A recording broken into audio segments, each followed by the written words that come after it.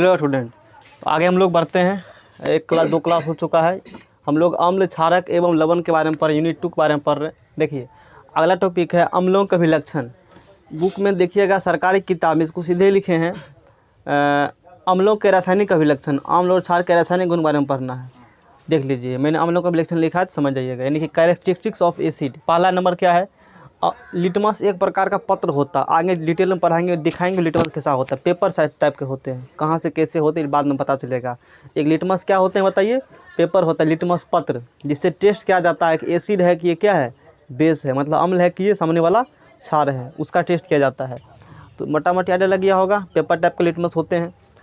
तो ये नीले लिटमस को लाल लिटमस बदल देते हैं। चालू है ना? तो अम्ल क्या करता है, देखिए अम्ल नीले लिटमस किसमें, नील का किससे बदलेगा, लाल पर। यदि आप नीले लिटमस पत्र आपको ये दिख रहा होगा, इस पर आप अम्ल डालिए। इस नीले लिटमस पत्र पर आप क्या डालिए बताइए? अम्ल डालिए। इसमें जब अम्ल डालिएगा तो ये किस में कन्वर्ट हो जाएगा, लाल में। ये करता अम्ल का गुण, ठीक है ना। यानी कि अम्ल क्या करता है, नीले लिटमस पत्र को किस में बदल देता है, लाल में। ये है नीला लिटमस पत्र, इस पर आप अम्ल डालिए, ये हो जाएगा लाल। ये गुण है अम्ल का, ध्यान देना, ठीक है ना। एक ट्रिक्स मैंने लिखा है, अनिल से याद करिए या अनिला से याद करिए। यानी कि अम्ल, अ से अम्ल, न से नीला और ल से लाल। यानी कि अम्ल क्या करेगा, नीला को लाल में बदल देगा। लोग को ये बहुत होते हैं कन्फ्यूजन। तो अनिल से आप याद रखिए या अनिला से याद रखिए कि अम्ल किसको कन्वर्ट करेगा, नीला को लाल में। आगे पढ़ेंगे क्षार क्या करता है, तो क्षार करेगा लाल को किसमें, नीला में। ध्यान से पहले समझिए, ऑब्जेक्टिव नहीं तो मिसप्रिंट हो जाएगा, क्योंकि ये सब ऑब्जेक्टिव के क्वेश्चन ही है। सब्जेक्टिव वाला इससे नहीं बनता है। बात समझ रहे हैं कहानी? तो समझ में आ गया होगा। अम्ल किसको बदलेगा, नीला को लाल में। ट्रिक भी दे दिया है, कंसाइड भी डायग्राम आपके पास है। और ये स्वाद में क्या होते हैं, खट्टे, जैसे नींबू खट्टा होता है। किसमें कौन अम्ल पाया जाता है, ये भी हम लोग पढ़ चुके हैं नेक्स्ट क्लास में, पिछले क्लास में पढ़े थे। अच्छा, यहाँ से इसका प्योर रासायनिक गुण है। 3 नंबर में क्या कहता है, अम्ल धातु के साथ अभिक्रिया करके। अम्ल किसके साथ अभिक्रिया करेंगे, धातु के साथ। हर एक रिएक्शन को आप जो घेरा मारा हुआ है इस सिंबॉलिक से ज़्यादा रख सकते हैं, बाकी छोड़ दीजिए। तो अम्ल क्या करेगा, धातु के साथ अभिक्रिया करके लवण और हाइड्रोजन गैस देता है। अम्ल करेगा अभिक्रिया धातु के साथ लवण और क्या देगा, हाइड्रोजन गैस। लवण क्या होता है आगे बताएंगे कि अम्ल और क्षार मिलते हैं तो लवण और क्या बनते हैं, जल, साल्ट बंस। इसको इंग्लिश में साल्ट कहा जाता है। तो अम्ल प्लस धातु बनेंगे लवण और हाइड्रोजन गैस। रिएक्शन देखिए, जस्ते के टुकड़े पर, जस्ते यानी कि जिंक का फॉर्मूला Zn, जस्ते के टुकड़े पर तनु गंधकाम्ल की प्रतिक्रिया से, जस्ते के टुकड़े पर क्या डाल देंगे, तनु गंधकाम्ल। डालने से क्या बनता है, जिंक सल्फेट बनता है और हाइड्रोजन गैस निकलती है। देखिए जस्ता यहाँ पर क्या है, धातु। जस्ता यहाँ पर क्या बताइए, धातु है। जस्ता यहाँ पर क्या है, ये धातु आपने सब नोट कर लिया होगा। जस्ता क्या है बताइए, धातु पर क्या डाला है, तनु H2SO4। तनु सांद्र क्या होता है, बढ़ा चुके थे। तनु मतलब उसमें पानी की मात्रा क्या होंगे, अधिक होंगे। तनु मतलब पानी की मात्रा क्या होगा, अम्ल की मात्रा क्या होंगे, शांत मतलब छुच्छे अम्ले होगा, मतलब पानी बहुत कम होगा, नहीं बराबर। तो जस्ते के टुकड़े पर क्या डालिएगा, अम्ल डालिएगा, तो क्या बनेगा, लवण और क्या बनेगा, हाइड्रोजन गैस। तो अब आप रिएक्शन पीछे में समझ चुके हैं। जस्ता हाइड्रोजन अधिक सक्रिय कौन है, सक्रियता श्रेणी में ऊपर जस्ता है, potassium, barium, calcium, sodium, magnesium, aluminium, जस्ता ऊपर कौन आ रहे हैं, जस्ता। जस्ता किसको भगा देंगे, हाइड्रोजन को। Zn और H2 निकल गए बाहर। यानी कि पिछले क्लास का ही कंसेप्ट आप देख सकते हैं यहाँ पर है। ये हो गया। आगे बढ़ते हैं, धातु के साथ कार्बोनेट तथा बाइकार्बोनेट के साथ अम्ल की प्रतिक्रिया। धातु के कार्बोनेट और बाइकार्बोनेट से कौन अभिक्रिया करेंगे, अम्ल। तो आप धातु के कार्बोनेट लीजिए या धातु क्या लीजिए, बाइकार्बोनेट लीजिए। धातु के कार्बोनेट लीजिए या धातु के बाइकार्बोनेट लीजिए, उसका अभिक्रिया किससे करवाइए, अम्ल से। तो धातु के लवण, जल और कार्बन डाइऑक्साइड गैस बनेगा। ध्यान दीजिए, ऑब्जेक्टिव आ चुका है एग्जाम में। धातु का कार्बोनेट लीजिए या धातु क्या लीजिए, बाइकार्बोनेट, उसका अभिक्रिया कराइए किससे कराइए, अम्ल से। तो प्रोडक्ट दोनों में सेम बनते हैं, धातु के लवण प्लस जल प्लस कार्बन डाइऑक्साइड गैस। यही बात लिखे हुए हैं। धातु के कार्बोनेट तथा धातु के बाइकार्बोनेट पर, धातु के कार्बोनेट तथा धातु के बाइकार्बोनेट पर अम्ल की प्रतिक्रिया से लवण तथा क्या बनते हैं, जल। शॉर्ट में इसको इससे कहा जाता है। कार्बन डाइऑक्साइड भी बनते हैं, जो आपको दिख रहा है नीचे में। ये रिएक्शन सिर्फ ये जो घेरा वाला है ना, इतना नहीं याद करके सिर्फ घेरा वाला याद कर लीजिएगा तो काम हो जाएगा ऑब्जेक्टिव में। या सब्जेक्टिव में दोनों बनवाता है तो रिएक्शन लिखने के लिए कहेगा ई दे देगा, पूछेगा क्या बनेगा। इस प्रकार से आप ऑब्जेक्टिव टिक मार सकते हैं। सब्जेक्टिव नहीं बनता क्वेश्चन, 2-4 क्वेश्चन सब्जेक्टिव बता देंगे, वही एग्जाम हर एक बार आता है। देखिए जैसे एग्जाम्पल लिए हैं, कार्बोनेट पर चार्ज होता है CO3 2 माइनस। कार्बोनेट पर चार्ज क्या होते हैं? CO3 2 minus. समझ रहे हैं कहानी? CO3 2 माइनस बता चुके हैं ना क्लास में, हम लोग पिछले क्लास में सब क्या कर चुके हैं, पढ़ चुके हैं। कार्बोनेट पर चार्ज क्या होता है? CO3 2 minus. यहाँ पर लिख देते हैं कार्बोनेट, कार्बोनेट इस पर चार्ज क्या होता है? CO3 2 minus. एक है बाई कार्बोनेट, एक क्या है? By carbonate. एक क्या होता है जी? HCO3 minus CO3 2 minus, CO3 2 minus SCO3 minus. तो ये हो गया कार्बोनेट का फार्मूला, और ये किसका हो गया? बाई कार्बोनेट का। तो धातु का कार्बोनेट, सोडियम कार्बोनेट इसका नाम हो गया। सोडियम यहाँ पर क्या बताइए? सोडियम यहाँ पर क्या है? धातु है। सोडियम यहाँ पर क्या है? तो धातु के कार्बोनेट, इसका पूरा नाम हो गया सोडियम कार्बोनेट। पर किसके भी क्रिया कराएंगे? नमक अम्ल का। सोडियम कार्बोनेट प्लस नमक अम्ल क्या बनेगा? लवण, जल और कार्बन डाइऑक्साइड गैस। आँख मूंद का दे दीजिए। कहीं भी आप ये देखिए कि धातु का कार्बोनेट प्लस अम्ल है, चाहे कोई भी अम्ल यहाँ हो सकते हैं, मैंने कई अम्ल लिखाया है, लेकिन जनरली आपको 2-3 अम्ल आएंगे, प्रायः HCl आएंगे और H2SO4 आएंगे प्रायः। समझ रहे हैं कहानी? इसीलिए HCl लेंगे, H2SO4 लेंगे, बस 2 ही रखिए ध्यान में। तो क्या बनेगा? लवण, जल और क्या बन जाएंगे? Carbon dioxide. ये याद करना है। क्या याद करना है? धातु के कार्बोनेट अवलिक दे करके, इसको यदि मर्ज करके लिखा जाए इस फार्मूले को, इस प्रकार से हम लिख सकते हैं। कैसे? ऐसे लिख सकते हैं, देखिए ऐसे भी करके आप याद कर सकते हैं। धातु के कार्बोनेट या बाई कार्बोनेट, धातु के कार्बोनेट या बाई कार्बोनेट, धातु के कार्बोनेट या क्या लिए? बाई कार्बोनेट लिए। तो बन गया धातु लवण, लवण बनेंगे, साथ में क्या बनेगा? जल बनेगा, और साथ में क्या बनेगा? CO2। यदि आप चाहे तो इस प्रकार से भी उसको क्या कर सकते हैं, ध्यान में रख सकते हैं। ये शॉर्ट हो गया उस चीज़ का। धातु के कार्बोनेट या बाई कार्बोनेट अभिक्रिया करेंगे तो लवण, जल और क्या बनेगा? CO2 बनेगा। इस प्रकार से भी चाहे तो इसको क्या कर सकते हैं, हम लोग याद कर सकते हैं। देख लीजिए, धातु कार्बोनेट प्लस जल, तो आप इसमें क्या बनेंगे? तो सोडियम हाइड्रोजन अधिक अभिक्रिया, सुन सोडियम अधिक अभिक्रियाशील है, तो सोडियम भगा देगा किसको? हाइड्रोजन को, तो NaCl बन गए। अब बाकी H2CO2 मूल लिख दीजिए, दिमाग लगाना उसमें कुछ भी नहीं है। NaSCO3 प्लस HCl, सोडियम किसको भगाएगा? हाइड्रोजन को, तो क्या बन गए? NaCl H2CO2 लिख दीजिए।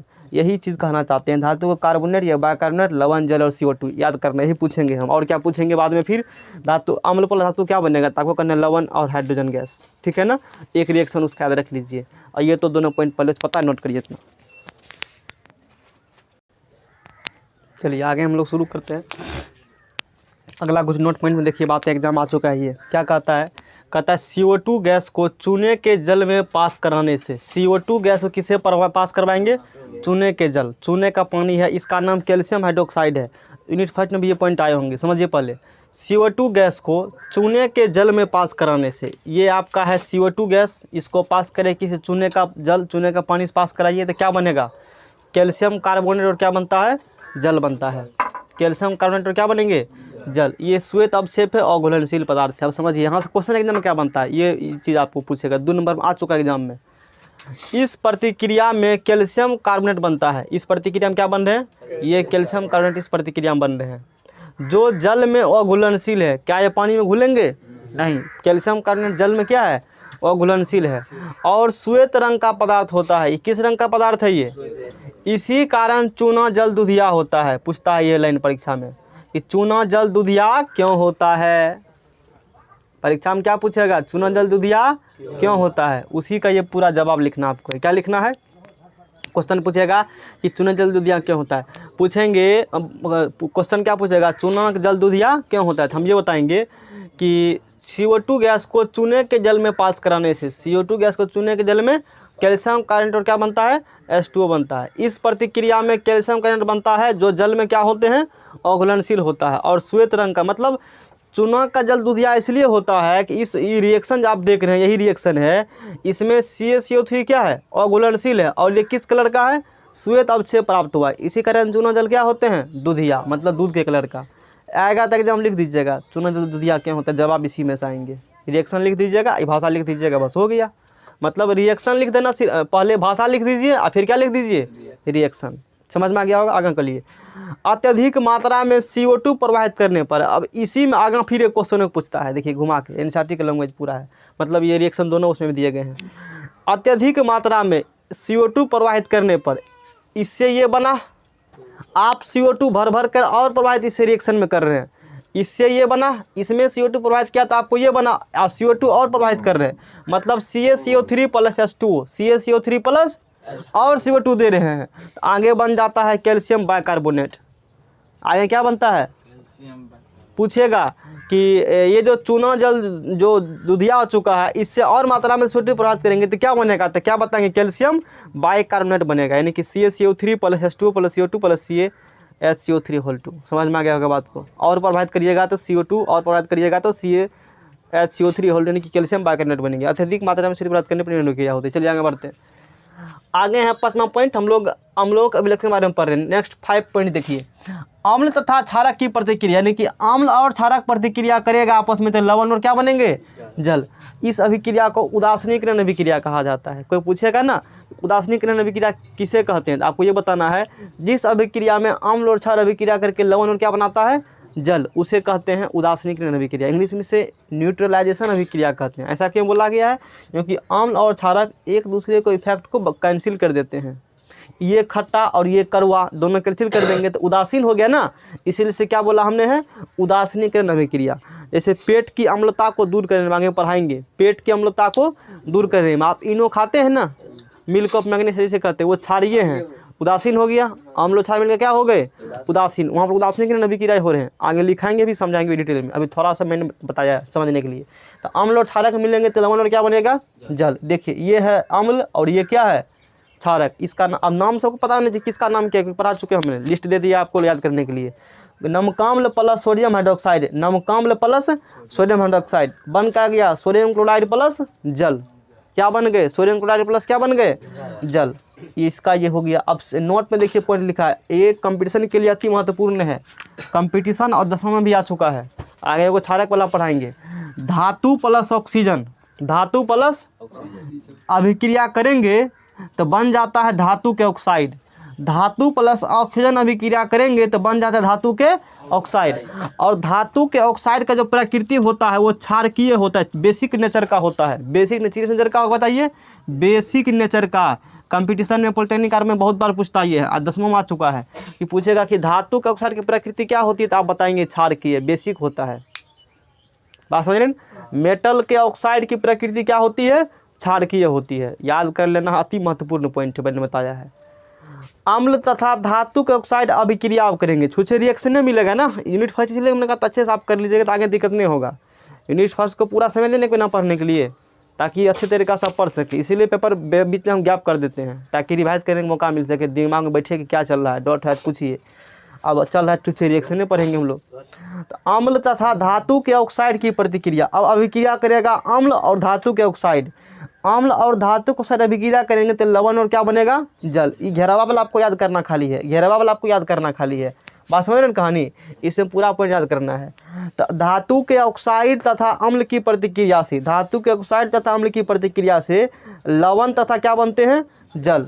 धातु के ऑक्साइड प्लस अम्ल या अम्ल प्लस धातु ऑक्साइड, लवण और क्या बनेंगे, जल। देखिए ये है अम्ल, HCl के अम्ल है, और ये है सोडियम ऑक्साइड, इसका नाम Na2 लिखा हुआ है। तो अम्ल प्लस धातु ऑक्साइड बन गया लवण और क्या बन गया, जल। इस सोडियम इसको भगाएगा, इसके स्थान पर आ जाएंगे, डिस्प्लेसमेंट रिएक्शन है तो क्या बन जाएंगे, NaCl HO मिलके के H2O, याद रखना है। यानी कि ये एक तरह से रूल हो गए, इसको आप घेरा बना के रखिए तो बाकी कहानी समझ में आ जाएगा। नोट करिए इसको, आगे फिर बढ़ते। एक गुण और है, एक पॉइंट और इसमें है, साथ में देख लीजिए। अम्लों की संक्षारण प्रकृति होती है, ठीक है ना, याद रखिएगा इस पॉइंट को, संक्षारण प्रकृति होती है। तो 7 को पॉइंट मैंने बताया है अम्लों के विलक्षण में, कल आगे इसमें पॉइंट और आएंगे। नोट में इतना रखते हैं आज।